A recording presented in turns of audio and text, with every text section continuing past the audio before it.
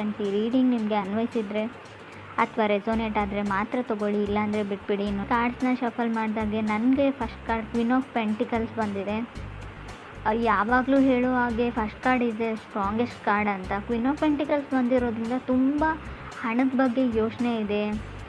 So ನಿಮ್ಗೇನಾದರೂ matter ಆಗುತ್ತೆ ಒಂದು ವಿಷಯ ಅಂದರೆ ಅದು ಕೆಲಸದ ವಿಷಯ ಅಂತ ಅನಿಸುತ್ತೆ, ಸ್ಟೆಬಿಲಿಟಿ ಅಂತ ಅನಿಸುತ್ತೆ, ಬೀಯಿಂಗ್ ರೆಸ್ಪಾನ್ಸಿಬಲ್ ಪರ್ಸನ್ ಅಂತ ಅನಿಸುತ್ತೆ. ತುಂಬ ರೆಸ್ಪಾನ್ಸಿಬಿಲಿಟೀಸ್ನ ತೊಗೊಳ್ತಾ ಇದ್ದೀರಾ ನೀವು ಅಥವಾ ನೀವು ಕನೆಕ್ಟ್ ಆಗಿರೋ ಪಾರ್ಟ್ನರು. ಟೈಮ್ ಟು ಮ್ಯಾನೇಜ್ ಅಂತ ಹೇಳುತ್ತೆ. ಎಲ್ಲನೂ ಹೇಗೆ ಮ್ಯಾನೇಜ್ ಮಾಡ್ಕೊಂಡು ಹೋಗ್ತೀರಾ ಅನ್ನೋದ್ರ ಬಗ್ಗೆ. ಮೇ ಬಿ ನೀವು ಕನೆಕ್ಟ್ ಆಗಿರೋ ವ್ಯಕ್ತಿ ಅಥವಾ ನಿಮ್ಮ ಹಸ್ಬೆಂಡು, ವೈಫು, ಮೇ ಬಿ ಸಿಂಹರಾಶಿಯವರು ಇರ್ಬೋದು. ಕ್ವೀನ್ ಆಫ್ ಪೆಂಟಿಕಲ್ಸ್ ಸರ್ಟನ್ ಆರ್ಡರ್ಸ್ನ ಅಂತ ಹೇಳ್ಬೋದು. ಕೆಲವೊಂದು ಬಿಸ್ನೆಸ್ ಮಾಡ್ತಾಯಿದ್ರೆ ಕೆಲವು ಗೋಲ್ಸ್ನ ರೀಚ್ ಆಗಬೇಕು, ಡೆಡ್ಲೈನ್ ಮುಗಿಯೋದ್ರೊಳಗೆ ವರ್ಕ್ನ ಕಂಪ್ಲೀಟ್ ಮಾಡಬೇಕು. ಸೊ ತುಂಬ everything is taken care of ಅಂತ ಅನಿಸುತ್ತೆ. ಎಲ್ಲನೂ ಮ್ಯಾನೇಜ್ ಮಾಡ್ತಾ ಇದ್ದೀರಾ ನೀವು. ಸೊ ಮೇ ಬಿ ಕೆಲವ್ರಿಗಿದು ಹೊಸದಾಗಿ ಏನಾದರೂ ಯೂಶ್ವಲಿ ಏನಾದರೂ ಇನ್ವೆಸ್ಟ್ಮೆಂಟ್ ಮಾಡ್ತಾಯಿದ್ರು ಕೂಡ ಕ್ವೀನ್ ಆಫ್ ಪೆಂಟಿಕಲ್ಸ್ ಕಾರ್ಡ್ ಬಂದಿರುತ್ತೆ. ಯಾವುದ್ರ ಮೇಲಾದರೂ ಇನ್ವೆಸ್ಟ್ಮೆಂಟ್, ನಿಮ್ಮ ವೈಫು ನಿಮ್ಮ ಪಾರ್ಟ್ನರ್ಗೋಸ್ಕರನೋ ಏನಾದರೂ ಶಾಪಿಂಗ್ ಮಾಡ್ತಾಯಿದ್ರೆ, ಗಿಪರ್ಟಿ ತೊಗೊಳ್ತಾ ಇದ್ರು ಕೂಡ ಈ ಕಾರ್ಡ್ ಬಂದಿರುತ್ತೆ. ಸೆಕೆಂಡ್ ಕಾರ್ಡ್ ನನಗೆ ಹ್ಯಾಂಗ್ ಮ್ಯಾನ್ ಬಂದಿದೆ. ಸೊ ಕೆಲವೊಮ್ಮೆ ಜಸ್ಟ್ ವೇಟ್ ಅಂತ ಹೇಳುತ್ತೆ. ಮೇ ಬಿ ಏನಾದರೂ ತೊಗೊಳ್ಬೇಕು ಅಂತ ಅಂದ್ಕೊಂಡಿದ್ರೆ, ಯಾರಿಗೋಸ್ಕರನಾದರೂ ಪರ್ಚೇಸ್ ಮಾಡ್ಕೊಳ್ತಾ ಇರ್ಬೋದು, ಎಲ್ಲಾದರೂ ಏನಾದರೂ ಇನ್ವೆಸ್ಟ್ ಮಾಡ್ತಾಯಿದ್ರು ಕೂಡ ಸೆಕೆಂಡ್ ಕಾರ್ಡ್ ಹ್ಯಾಂಗ್ ಮ್ಯಾನ್ ಬಂದಿರೋದು ವೇಟ್ ಅಂತ ಹೇಳ್ತಾ ಇದೆ ಕಾರ್ಡು. ಸ್ವಲ್ಪ ವಿಚಾರಿಸಿ ಅದ್ರ ಬಗ್ಗೆ ಪೇಪರ್ಸ್ನ, ಡಾಕ್ಯುಮೆಂಟ್ಸ್ನ ವೆರಿಫೈ ಚೆನ್ನಾಗಿ ಮಾಡಿಕೊಂಡು ಮುಂದುವರಿರಿ ಅಂತ ಹೇಳ್ಬೋದು. ಟೂ ಬ್ಯುಸಿ ಅಂತ ಅನಿಸುತ್ತೆ. ಸೊ ಮೇ ಬಿ ನಿಮ್ಮ ಪಾರ್ಟ್ನರ್ ನಿಮ್ಮ ಥರನೇ ಇರ್ಬೋದು. ಮಿರರಿಂಗ್ ಆಫ್ ಈಚ್ ಅದರ್ ಅಂತ ಹೇಳ್ತೀವಿ. ನೀವು ಹೇಗಿದ್ದೀರೋ ಆ ಪರ್ಸನ್ನು ಕೂಡ ಹಾಗೇ ಇದ್ದಾರೆ ಅಂತ ಹೇಳ್ಬೋದು. ನೀವು ನಿಮ್ಮ ಕೆಲಸ ಮತ್ತು ಹಣದ ಬಗ್ಗೆ ತುಂಬ ಯೋಚನೆ ಮಾಡ್ತೀರಾ, ಕೆರಿಯರ್ ಆ್ಯಂಡ್ ಮನಿ ಬಗ್ಗೆ. ಸೊ ಅದರ್ ಪರ್ಸನ್ನು ಆ ಥರನೇ ಇರೋ ಪರ್ಸನ್ ಜೊತೆ ನೀವು ಕನೆಕ್ಟ್ ಆಗಿದ್ದೀರಾ ಕೆಲವರು.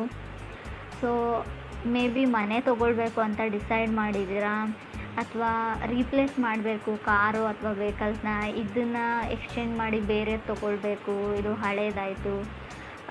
ಕೆಲವ್ರಿಗೆ difficulty to meet eye to eye ಅಂತ ಕಾರ್ಡ್ ಹೇಳುತ್ತೆ. ನೀವು ಕನೆಕ್ಟ್ ಆಗಿರೋ ಪರ್ಸನ್ನ ಅಥವಾ ಕನೆಕ್ಟ್ ಆಗಬೇಕು ಅಂತ ಅಂದ್ಕೊಂಡಿರೋ ಪರ್ಸನ್ ಕೂಡ ಕಣ್ಣಲ್ಲಿ ಕಣ್ಣಿಟ್ಟು ನೋಡೋಕೆ ಆಗ್ತಾ ಇಲ್ಲ ನಿಮಗೂ ಅಥವಾ ಅದರ್ ಪರ್ಸನ್ಗೂ ಅಂತ ಅನಿಸುತ್ತೆ. ಸೊ ಕೆಲವ್ರಿಗೆ ನೀವು ವೇಟ್ ಮಾಡು ಅಂತ ಹೇಳ್ತಾ ಇದ್ದೀರಾ ನೀವು ಅಥವಾ ಅದರ್ ಪರ್ಸನು. ಸೊ ಅವರಿಗೆ ಸೀರಿಯಸ್ ರಿಲೇಷನ್ಶಿಪ್ ಬೇಕಾಗಿದೆ, ಬಟ್ ನೀವು ಯಾವುದೇ ಡಿಸಿಷನ್ನ ಹೇಳ್ತಾ ಇಲ್ಲ ನೀವು ಅಥವಾ ಅದರ್ ಪರ್ಸನ್ನು. ಯಾವಾಗಲೂ ಅವ್ರನ್ನ ವೇಟ್ ಮಾಡು ಅಂತಲೇ ಹೇಳ್ತಾ ಇದ್ದೀರಾ. ಸೊ ತುಂಬ ಅವ್ರಿಗೆ ಗೊತ್ತಾಗ್ತಾ ಇಲ್ಲ ಲೈಫಲ್ಲಿ ಏನು ಆಗ್ತಾ ಇದೆ ಅಂತ. ಹ್ಯಾಂಗ್ ಮ್ಯಾನ್ ಇರೋದ್ರಿಂದ ತುಂಬ ದಿ ಕ್ಯಾಂಟ್ ಹ್ಯಾಂಡಲ್ ಅಂತ ಹೇಳ್ಬೋದು. ಕೆಲವು ವಿಷಯಗಳನ್ನ ಅವ್ರಿಗೆ ಮ್ಯಾನೇಜ್ ಮಾಡೋಕ್ಕಾಗ್ತಾ ಇಲ್ಲ. ಸೊ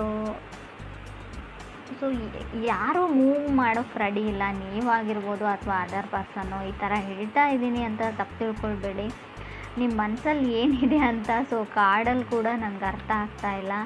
ಸೊ ಯಾವುದೇ ಡಿಸಿಷನ್ನ ತೊಗೊಳ್ಳೋಕ್ಕೆ ನೀವು ರೆಡಿ ಇಲ್ವೋ ಅಥವಾ ನೀವು ಕನೆಕ್ಟ್ ಆಗಿರೋ ಪರ್ಸನ್ ರೆಡಿ ಇಲ್ವೋ. ಮೇ ಬಿ ಥರ್ಡ್ ಕಾರ್ಡ್ ನನಗೆ 10 ಆಫ್ ವಾಂಡ್ಸ್ ಬಂದಿದೆ. ತುಂಬ ರೆಸ್ಪಾನ್ಸಿಬಿಲಿಟೀಸ್ ಇರ್ಬೋದು, ಇಲ್ಲ ಅಂತ ಹೇಳಲ್ಲ ನಾನು. ನಿಮಗಿದೆಯೋ ತುಂಬ ಮನೆ ಜವಾಬ್ದಾರಿ ಎಲ್ಲ ಇದೆಯೋ, ಅಥವಾ ಮನೆಯಲ್ಲಿ ಇರೋ ಸಿಬ್ಲಿಂಗ್ಸ್ನ ಸೆಟಲ್ ಮಾಡಬೇಕು, ತುಂಬ ತೊಂದರೆಗಳಿರ್ಬೋದು. ಸೊ ಅದರ್ ಪರ್ಸನ್ಗಿರ್ಬೋದು, ಎಲ್ಲ ಸರಿ. ಬಟ್ ಎಷ್ಟು ಅಂತ ವೇಟ್ ಮಾಡಬೇಕು ಅದರ್ ಪರ್ಸನ್. ಅವ್ರ ಮನೆಯಲ್ಲೂ ಕೂಡ ಕೆಲವು ತೊಂದರೆ ತಾಪತ್ರೆಗಳಿರುತ್ತೆ, ಫ್ಯಾಮ್ಲಿ ಕಡೆಯಿಂದ ಪ್ರೆಷರ್ ಇರುತ್ತೆ ಅವ್ರಿಗೂ ಕೂಡ. ಸೊ ನಿಮ್ಗಾಗಲ್ಲ ಅಂದರೆ ಅವ್ರ ಪಾಡಿಗೆ ಅವ್ರಿಗೆ ಬಿಟ್ಟರೆ ಅವ್ರ ಲೈಫಲ್ಲಿ ಅವರು ಸೆಟಲ್ ಆಗಬಹುದು ಅಂತ ಕಾರ್ಡ್ ಹೇಳುತ್ತೆ. ಫಿಫ್ತ್ ಕಾರ್ಡ್ ನನಗೆ 7 ಆಫ್ ವಾಂಡ್ಸ್ ಬಂದಿದೆ. ಸೊ ಕೆಲವ್ರಿಗೆ ನಾನು ಚೆನ್ನಾಗಿಲ್ಲ ಅಂತ ಅನ್ನಿಸ್ತಾ ಇರ್ಬೋದು. ನೋಡೋದಕ್ಕೆ ಫಿಸಿಕಲ್ ಅಫಿರೆನ್ಸಲ್ಲಿ ನನ್ನನ್ನು ಯಾರೂ ಇಷ್ಟಪಡಲ್ಲ, ಸೊ ಏನು ಆ ಥರ ಒಂದು ಭಾವನೆ ಇದ್ದರೂ ಕೂಡ 7 ಆಫ್ ವಾಂಡ್ಸ್ ಬಂದಿರುತ್ತೆ. ಸೊ ಅದರ್ ಪೀಪಲ್ ಪೊಸಿಷನ್ಗೆ ಫೈಟ್ ಮಾಡ್ತಾ ಇರ್ಬೋದು, ನನಗೆ ಸಿಗ್ತಾ ಇಲ್ಲ. ಸೊ ನಿಮಗೂ ಬೆಟರ್ ಪರ್ಸನ್ ಸಿಗುತ್ತೆ, ಪೊಸಿಷನ್ ಸಿಗುತ್ತೆ, ತಾಳ್ಮೆ ಇರಲಿ ಅಂತ ಕಾರ್ಡ್ ಹೇಳ್ತಾ ಇದೆ. ಸೊ ಫಿಫ್ತ್ ಕಾರ್ಡ್ ನನಗೆ ಲವರ್ಸ್ ಕಾರ್ಡ್ ಬಂದಿದೆ. ಮೇ ಬಿ ಕೆಲವ್ರಿಗೆ ಲವರ್ಸ್ ಕಾರ್ಡ್ ಬಂದರೆ ವೆರಿ ಇಂಪಾರ್ಟೆಂಟ್ ಚಾಯ್ಸ್ ಇರೋ ಡಿಸಿಷನ್ನ ತೊಗೊಳ್ಬೇಕಾಗುತ್ತೆ. ಸೊ ಯೂನಿಯನ್ನ ಹೇಳುತ್ತೆ. ಕೆಲವೊಮ್ಮೆ ಲವರ್ಸ್ ಕಾರ್ಡ್ ನಿಮ್ಮ ಎಕ್ಸು ಕಮ್‌ಬ್ಯಾಕ್ ಆಗೋದನ್ನು ಕೂಡ ರೀಪ್ರೆಸೆಂಟ್ ಮಾಡುತ್ತೆ, ಅಥವಾ ನೀವು ಒಂದು ರೀಕನೆಕ್ಟ್ ಆಗಬೇಕು ಅನ್ನೋ ಒಂದು ಮಿಷನ್ನಲ್ಲಿ, ಸೊ ಪರ್ಪೋಸಲ್ಲಿ ಮೂವ್ ಆಗ್ತೀರಾ. ಸೊ ಗಾರ್ಡನ್ ಮಾಡ್ತೀರಾ ಆ ವ್ಯಕ್ತಿ ಮುಂದೆ ಅಂತ ಹೇಳ್ಬೋದು. ಸೋಲ್ತೀರಾ, ಎಲ್ಲದಕ್ಕೂ ರೆಡಿ ಅಂತ ಹೇಳ್ತೀರಾ, ಎಸ್ ಅಂತ ಹೇಳ್ತೀರಾ ಅಂತ ಕೂಡ ಕಾರ್ಡ್ ಹೇಳ್ತಾ ಇದೆ. 6 ಕಾರ್ಡ್ ನನಗೆ ಎಂಪ್ರರ್ ಬಂದಿದೆ. ಎಂಪ್ರರ್ ಓನ್ ಯುವರ್ ಪವರ್ ಅಂತ ಹೇಳುತ್ತೆ. ನೀವು ನಿಮ್ಮ ಪಾರ್ಟ್ನರ್ಗೋಸ್ಕರ ಗಿಫ್ಟ್ನ ಬೈ ಮಾಡ್ತಿದ್ದೀರೋ, ಆಲ್ರೆಡಿ ಆ ಗಿಫ್ಟ್ನ ಅವರಿಗೆ ಪ್ರೆಸೆಂಟ್ ಮಾಡಿರ್ಬೋದು, ಅಥವಾ ಅದರ್ ಪರ್ಸನ್ ನಿಮಗೋಸ್ಕರ ಏನಾದರೂ ಮಾಡ್ತಾ ಇರ್ಬೋದು ಅಂತ ಕೂಡ ಕಾರ್ಡ್ ಹೇಳ್ತಾ ಇದೆ. ಸೊ ಕೆಲವ್ರಿಗೆ ಯಾರಿಗಾದ್ರೂ ನೀವು ಸಾರಿ ಕೇಳಬೇಕು, ಅಪಾಲಜಿ ಕೇಳಬೇಕು ಅಂತ ಅಂದ್ಕೊಂಡಿದ್ರು ಕೂಡ ಎಂಪ್ರರ್ ಯಾವ ಥರ ಅಂದರೆ, ನೀವು ಸಾರಿ ಕೇಳೋ ಅವಶ್ಯಕತೆ ಇಲ್ಲ, ನೀವು ಮಾಡಿದ ಸರಿಯಾಗೇ ಇದೆ ಅಂತ ಕಾರ್ಡ್ ಹೇಳುತ್ತೆ. ಮೇ ಬಿ ಇದು ಕೆಲವ್ರಿಗೆ ಮಾತ್ರ ಅನ್ವಯಿಸುತ್ತೆ ಫ್ರೆಂಡ್ಸ್, ಎಲ್ರಿಗೂ ಅಲ್ಲ. ನಾನು ಹೇಳ್ತಾ ಇರೋದನ್ನು ತಪ್ಪಾಗಿ ತಿಳ್ಕೊಳ್ಬೇಡಿ, ನಾನು ಏನೇ ಮಾಡಿದರೂ ಸರಿಯಾಗಿ ಮಾಡ್ತೀನಿ ಅಂತ. ಕೆಲವೊಮ್ಮೆ ಕೆಲವ್ರಿಗೆ ಯಾರಿಗಾದ್ರೂ ನೀವು ಕ್ಷಮೆ ಕೇಳಬೇಕು ಅಂತ ಅಂದ್ಕೊಂಡಿದ್ರೆ ನಾಟ್ ಗುಡ್ ಅಂತ ಕಾರ್ಡ್ ಹೇಳುತ್ತೆ.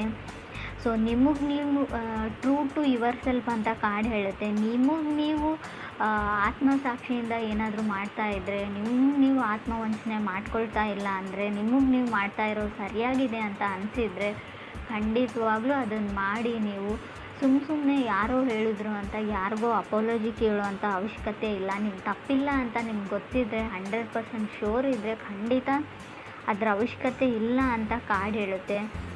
ಸೊ ಈ ಥರ ನೀವು ಥಿಂಕ್ ಮಾಡ್ತಾ ಇದ್ದೀರೋ, ಅಥವಾ ನೀವು ಕನೆಕ್ಟ್ ಆಗಬೇಕು ಅಂತ ಅಂದ್ಕೊಂಡಿರೋ ವ್ಯಕ್ತಿ, ಕನೆಕ್ಟ್ ಆಗಿರೋ ವ್ಯಕ್ತಿ ಕೂಡ ಇರ್ಬೋದು. 8 ಕಾರ್ಡ್ ನನಗೆ ಸ್ಟಾರ್ ಕಾರ್ಡ್ ಬಂದಿದೆ. ಖಂಡಿತ ಹೋಪ್ ಇದೆ, ನಿಮಗೆ ಫಾಸ್ಟ್ ಪರ್ಸನ್ ಬರ್ತಾರೆ. ಎಕ್ಸ್ ಬ್ಯಾಕ್ ಆಗಬೇಕು ಅಂತ ಯಾರಿಗಾದ್ರೂ ಅನಿಸಿದರೆ, ಆಲ್ರೆಡಿ ಬ್ರೇಕಪ್ ಆಗಿದೆ, ಖಂಡಿತ ಆ ವ್ಯಕ್ತಿ ಬರ್ತಾರೆ. ಹೋಪ್ನ ಇಟ್ಕೊಳ್ಬೋದು. ಸ್ಟಾರ್ ಕಾರ್ಡ್ ಕೆಲವೊಮ್ಮೆ ಫೇಮಸ್ ಪರ್ಸನ್ನ ರೀಪ್ರೆಸೆಂಟ್ ಮಾಡುತ್ತೆ. ನಿಮ್ಮ ಕ್ಲಾಸಲ್ಲಿ ಫೇಮಸ್ ಇರ್ಬೋದು, ನೀವು ಕೆಲಸ ಮಾಡೋ ಜಾಗದಲ್ಲಿ ವೈಡ್ ಫೇಮಸ್, ಎಲ್ಲರನ್ನ ಇಂಪ್ರೆಸ್ ಮಾಡ್ತಾರೆ ಆ ವ್ಯಕ್ತಿ. ಮೆಸ್ಮರೈಸಿಂಗ್ ಐಸ್ ಇದೆಯೋ, ಅಥವಾ ನೋಡೋಕೆ ಚೆನ್ನಾಗಿದ್ದಾರೋ, ಸೊ ಆ ಥರ ಇರೋ ವ್ಯಕ್ತಿ ಅಂತ ಹೇಳ್ಬೋದು. ಸೊ ಅದಕ್ಕೆ ನಿಮ್ಗೆ ಅನ್ನಿಸ್ತಾ ಇರ್ಬೋದು, ನಾನು ನೋಡೋಕೆ ಚೆನ್ನಾಗಿಲ್ಲ, ಅವ್ರು ನನ್ನನ್ನು ಆ್ಯಕ್ಸೆಪ್ಟ್ ಮಾಡ್ಕೊಳ್ತಾರ, ನಾನು ಹೋಗಿ ಪ್ರಪೋಸ್ ಮಾಡಿದ್ರು ಅಂತ. ಸೊ ಆ ಥರ ಡೌಟ್ ಇರ್ಬೋದು. 9 ಕಾರ್ಡ್ ನನಗೆ 9 ಆಫ್ ವಾಂಡ್ಸ್ ಬಂದಿದೆ. 9 ಆಫ್ ವಾಂಡ್ಸ್ ಇನ್ಸ್ಪಿರೇಷನ್ ಕಾರ್ಡ್ ಅಂತ ಹೇಳ್ತೀವಿ. ನೀವು ಯಾರನ್ನಾದರೂ ಇನ್ಸ್ಪೈರ್ ಮಾಡ್ಬೋದು, ಅಥವಾ ನೀವೇ ಇನ್ಸ್ಪೈರ್ಡ್ ಆಗ್ಬೋದು ಎಲ್ಲಿಂದಾದರೂ ಅಂತ ಅನಿಸುತ್ತೆ. ಗುಡ್ ಲಕ್ ಅಂತ ಹೇಳ್ಬೋದು. 9 ಆಫ್ ವಾಂಡ್ಸ್ ಮೇ ಬಿ ಸ್ವಲ್ಪ ಒಂಟಿಯಾಗಿರಬೇಕಾಗುತ್ತೆ. 9 ಆಫ್ ವಾಂಡ್ಸ್ ಬಂದರೆ ಯಾರೂ ನಿಮಗೆ ಸಾಥ್ ಕೊಡೋಲ್ಲ. ಕೆಲಸ ಮುಗಿದು ಸಕ್ಸಸ್ ಆದಮೇಲೆ ಸೊ ತುಂಬ ಜನ ನಿಮ್ಮ ಜೊತೆಗಿರ್ತಾರೆ, ಬಟ್ ಆ ಕೆಲಸನ ಕಂಪ್ಲೀಟ್ ಮಾಡೋದ್ರಲ್ಲಿರೋ ಸ್ಟ್ರಗಲ್ನಲ್ಲಿ ಯಾರೂ ನಿಮಗೆ ಸಪೋರ್ಟ್ ಮಾಡಲ್ಲ ಅಂತ ಅನಿಸುತ್ತೆ ನನಗೆ. ಕಾರ್ಡ್ ಕೂಡ ಅದನ್ನೇ ಹೇಳ್ತಾ ಇದೆ. ಸೊ ಕೆಲವರು ತುಂಬ ಕ್ರಿಯೇಟಿವ್ ಆಗಿ ಏನೋ ಬಿಲ್ಡ್ ಮಾಡ್ತಾ ಇದ್ದರೂ ಕೂಡ 9 ಆಫ್ ವಾಂಡ್ಸ್ ಬಂದಿರುತ್ತೆ.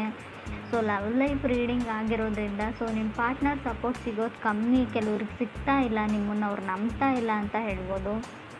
ಸೊ ಮೇ ಬಿ ಅಫಿಷಿಯಲಿ ಅವ್ರಿಗೇನೋ ಬೇಕಾಗಿದೆ, ಅಫಿಷಿಯಲಿ ಅವ್ರು ನೀವು ಮದುವೆ ಆಗಬೇಕು, ಅಥವಾ ಅಲ್ಲಿವರೆಗೂ ಅವ್ರಿಗೆ ನಂಬಿಕೆ ಬರಲ್ಲ, ನೀವೇನೇ ಹೇಳಿದ್ರು ಅವ್ರು ನಂಬ್ತಾ ಇಲ್ಲ ಅಂತ ಹೇಳ್ಬೋದು. 10th ಕಾರ್ಡ್ ನನಗೆ ಹರ್ಮೆಟ್ ಕಾರ್ಡ್ ಬಂದಿದೆ. ಸೊ ತುಂಬ ಟ್ರಸ್ಟ್ ಇಶ್ಯೂಸ್ ಇದೆ ಅಂತ ಹೇಳ್ಬೋದು. ನಂಬಿಕೆ ಪ್ರಶ್ನೆ, ನಿಮ್ಮನ್ನು ನಂಬೋಕೆ ಆಗ್ತಾ ಇಲ್ಲ, ನಿಮ್ಮನ್ನು ನಂಬೋದಾ, ನಾನು ನಿಮಗೋಸ್ಕರ ವೇಟ್ ಮಾಡ್ಬೋದಾ ಅನ್ನೋ ಥಾಟ್ ಎಲ್ಲ ಬರ್ತಾ ಇದೆ ಅವ್ರಿಗೆ.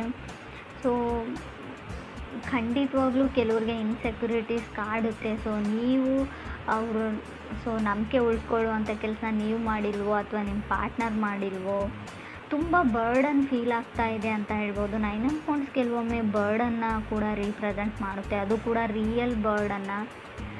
ಸೊ ಇನ್ನೇನು ಆ ವ್ಯಕ್ತಿ ಮನಸ್ಸನ್ನ ನೀವು ಪರಿವರ್ತನೆ ಮಾಡಿರ್ತೀರ, ಕನ್ವಿನ್ಸ್ ಮಾಡಿರ್ತೀರ ಅಪಾಲಜಿ ಕೇಳಿ. ಸೊ ಸಡನ್ನಾಗಿ ಅವ್ರು ನೀವು ಹಾಕಿರೋ ಎಫರ್ಟ್ಸ್ನೆಲ್ಲ ಬಿಟ್ಬಿಟ್ಟು ಮತ್ತೆ ಹಳೇ ಹರ್ಟ್ ಕಡೆ ಹೋಗಿಬಿಡ್ತಾರೆ. ನೀವು ಹಾಗೆ ಹೇಳಿದ್ರಿ ನನಗೆ, ಹೀಗೆ ಮಾಡಿದ್ರಿ ನನಗೆ, ಸೊ ಅದು ಹಳೇದನ್ನು ಅವ್ರು ಬಿಡ್ತಾ ಇಲ್ಲ. ನೀವು ಹೊಸದಾಗಿ ಏನೇ ಎಫರ್ಟ್ ಹಾಕಿದ್ರು ಕೂಡ, ಏನೇ ಟ್ರೈ ಮಾಡಿದರೂ ಕೂಡ ಅವ್ರ ಮನಸ್ಸು ಆ ಕಡೆನೇ ಹೋಗುತ್ತೆ, ಫಾಸ್ಟ್ ಕಡೆಗೆ ಅಂತ ಹೇಳ್ಬೋದು. ಸೊ ಮೇ ಬಿ ಸೊ ಅವ್ರಿಗೇನೋ ಗೊತ್ತಿಲ್ಲ, ಇನ್ಸೆಕ್ಯೂರಿಟೀಸ್ ಇದೆ, ಅವ್ರು ನಿಮ್ಮನ್ನು ನಂಬೋಕ್ಕಾಗ್ತಾ ಇಲ್ಲ. ಅಗೇನ್ ಸಮಥಿಂಗ್ ನೀವು ಅವ್ರಿಗಿರೋ ಭಾವನೆಗೂ ಕೂಡ ರೆಸ್ಪೆಕ್ಟ್ ಕೊಡಿ, ಅವ್ರಿಗೆ ಹೆಲ್ಪ್ ಮಾಡಿ. ಮೆಂಟಲಿ ಏನಿದೆ ತಲೆ ಒಳಗೆ ಅದನ್ನು ತೆಗಿಯೋಕ್ಕೆ ಹೆಲ್ಪ್ ಮಾಡಿದರೆ ಖಂಡಿತವಾಗ್ಲೂ ಒಂದು ಒಳ್ಳೆ ಎಂಡ್ ಅಂತ ಹೇಳ್ಬೋದು, ರಿಸಲ್ಟ್ ಸಿಗುತ್ತೆ ಅಂತ ಕೂಡ